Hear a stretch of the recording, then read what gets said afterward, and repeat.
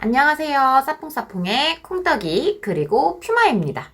만나서 반가워요. 오늘은 우리 곁에 낯선 존재들 원소 시리즈 벌써 5번째 시간이에요. 자, 오늘의 주인공 어떤 원소일까요? 자, 오늘의 주인공은요, 부르는 이름이 2개예요. 옛날에 불렀던 이름이 있고요. 그리고 요즘 바뀐 이름이 있어요. 예전에는 불소라고 배웠고요. 요즘 교육 과정에서는 플로린이라고 부릅니다. 물론 아직도 불소라는 이름이 굉장히 많이 사용이 되고 있어요. 그렇다면 여러분, 이 불소 어디서 많이 들어보셨나요? 바로 여기 치약에서 한 번쯤 보시거나 들어보신 적이 있을 거예요.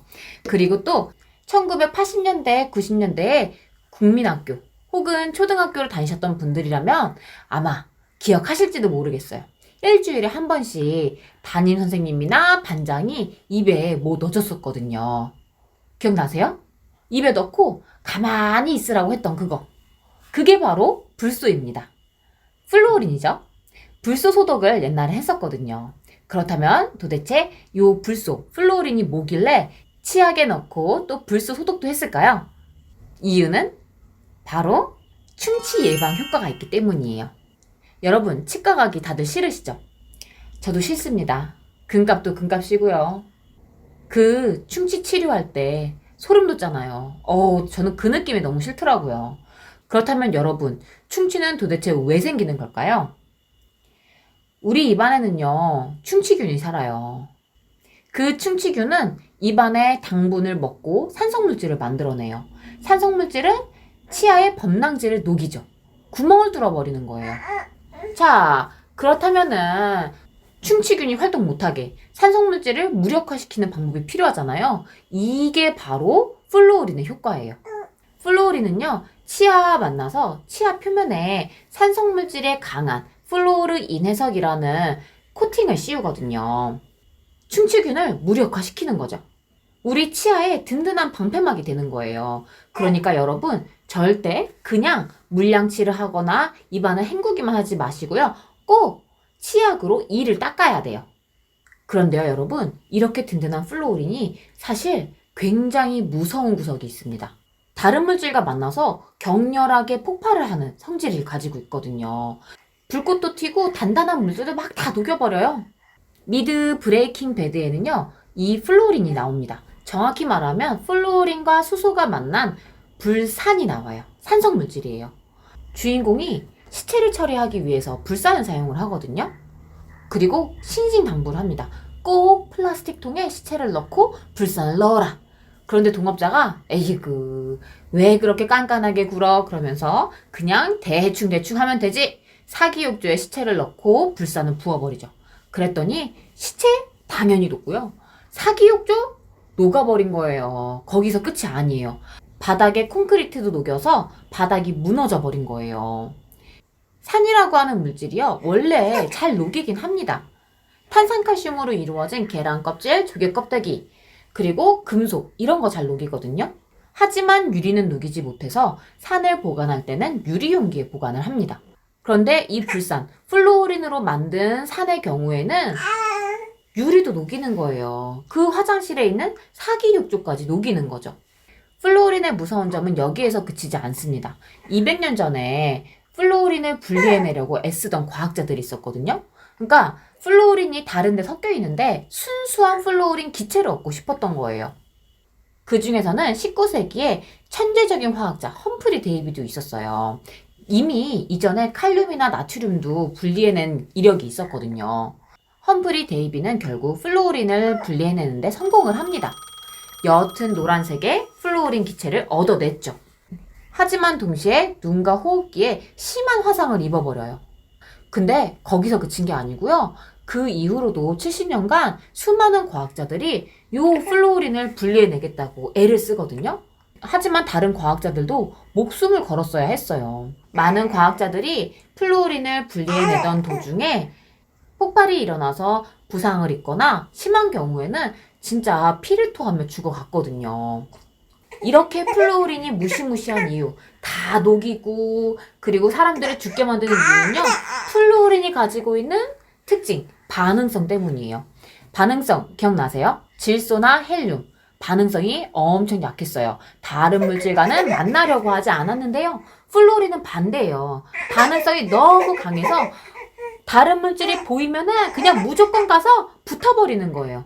그래서 우리 몸으로 들어왔을 때도 문제가 되는 거죠. 우리 몸을 구성하는 세포들, 그 세포 안에 있는 단백질, 지방, DNA를 다 찰싹 붙어서 뽑아버리거든요. 그러면 세포가 산산조각이 나는 거예요. 게다가 플루오린 기체를 들이마시는 순간 이렇게 호흡기를 타고 폐로 들어와서 폐 속의 수분과 결합해서 불산이 되거든요. 불산이 되면 다 녹여버리잖아요. 뿐만 아니라 칼슘을 빼앗아가요. 뼈 속의 칼슘, 혈액의 칼슘, 뼈는 바사삭 부서지게 되고 혈액 속에 있는 칼슘이 부족해서 심장은 멈출 수도 있어요. 상상만 해도 무시무시하죠. 그래서 최근까지도 플루오린으로 인한 사고가 있었어요.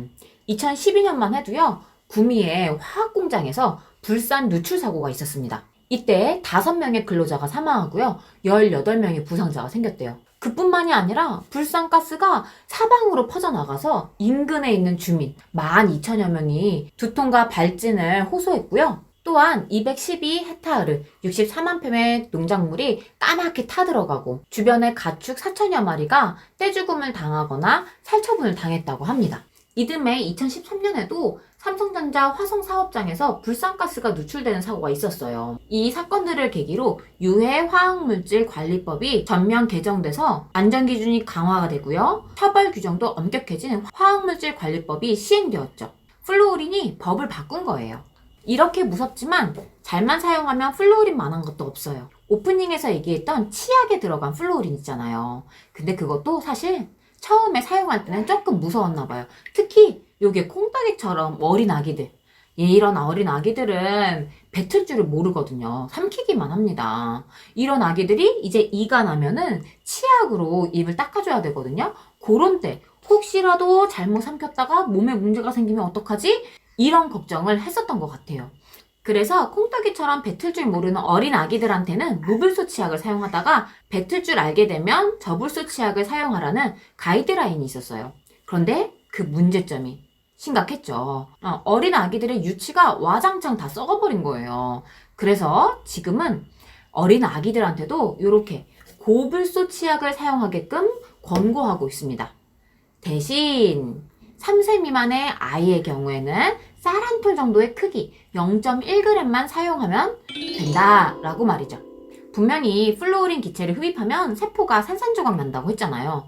그런데 어떻게 치약에 들은 플루오린은 괜찮은 걸까요? 게다가 미국의 일부 주, 호주, 뉴질랜드 같은 나라에서는요, 수돗물에 플루오린을 넣어서 공급을 하고 있어요. 이거 안전할까요?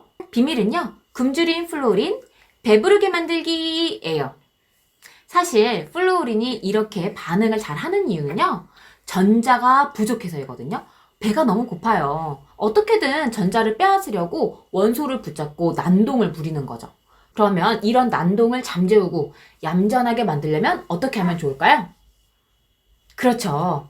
부족한 전자를 미리 채워주는 거예요. 바로 전자를 배부르게 먹은 플루오린화 이온으로 만들어주는 거죠. 전자를 먹어치워서 배불러진 플루오린은 다른 물질은 거들떠도 안 보거든요. 우리 몸에 들어와서도요, 그냥 나가버리는 거예요. 나는 너희들에게 관심이 없어. 마치 배부른 사자가 사냥하지 않는 것처럼요. 이렇게 배가 부른 플루오린이나 이온을 수돗물이나 치약에 넣어주면 만사 오케이입니다. 그리고 사실 가까운 곳에 플루오린이 또 있습니다. 저는 매일 계란 후라이를 해먹거든요. 계란 후라이를 할 때 꼭 필요한 거, 프라이팬입니다. 프라이팬에 코팅에 플루오린이 들어가요. 요 코팅을 테플론이라고 하는데요. 플루오린과 탄소가 결합한 형태예요. 플루오린이 탄소의 전자를 꽉 붙잡고 있는 형태인 거죠. 그 힘이 어마어마하기 때문에 다른 음식물들은 다 튕겨버리는 원리를 가지고 있어요. 그래서 요리를 할 때 팬에 달라붙지 않고 미끄러지게 되는 거예요. 그런데 여러분, 코팅이 벗겨진 프라이팬 쓰면 안 되는 거 다들 알고 계시죠? 플루오린이 무서워서? 아니에요. 플루오린보다 더 무서운 거는요, 다른 데 있습니다. 플루오린은 어차피 탄소를 붙잡느라요, 우리 몸엔 관심이 없거든요. 대신에 이 벗겨진 틈으로 코팅을 붙이기 위해서 사용된 접착제가 들어올 수 있는 거예요. 그리고 그 접착제가 암까지 유발할 수 있대요.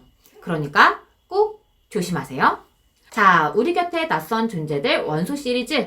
오늘은 아주 무섭고도 친밀한 원소, 플루오린에 대해서 이야기를 했어요. 다음번에도 더 신기하고 재밌는 원소 이야기로 돌아올게요. 퓨마였습니다. 안녕!